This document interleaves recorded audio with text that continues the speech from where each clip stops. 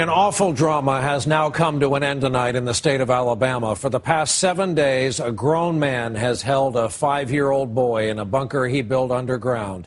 It started when he stormed a local school bus and killed the driver. That started a long standoff, a delicate negotiation with this deeply troubled man who is now dead. Late today, when the FBI became troubled by his temperament, that's when they decided to storm the bunker and save the boy. A 7-day standoff came to an abrupt end when the FBI stormed an underground bunker here in rural Alabama.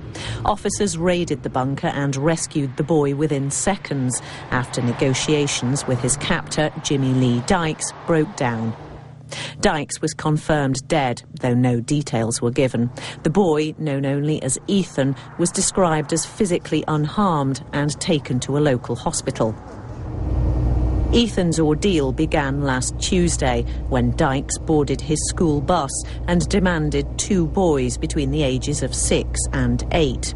The driver, Chuck Poland, blocked his path and was shot dead. Dykes then grabbed Ethan. The 65-year-old Vietnam veteran was described by neighbours as an angry man who patrolled his property with a gun. He was facing a court case for threatening neighbours and was said by one to have beaten her dog to death. During the siege, negotiators kept talking to Dykes and he allowed them to pass toys, food and medicine through a ventilation pipe. Ethan is said to have Asperger's syndrome.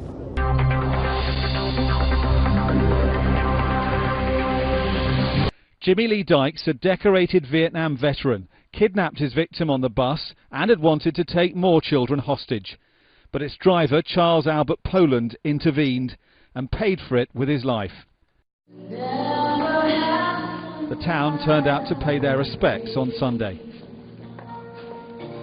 He was just an outstanding person and cared about kids and ultimately gave it all to protect those kids. The boy being held hostage had a mild form of Asperger's syndrome and attention deficit disorder. While he remained a prisoner underground, an army of SWAT teams and agents descended on the town. You hear this in the big cities, but you don't hear this, you don't hear this in our little community. I mean, this is the community where our kids ride up and down the street on the bicycles, and you just don't, it's just, words just can't describe how the whole community's feeling. I mean, you just can't believe it. It's like it's a dream and you just want to wake up.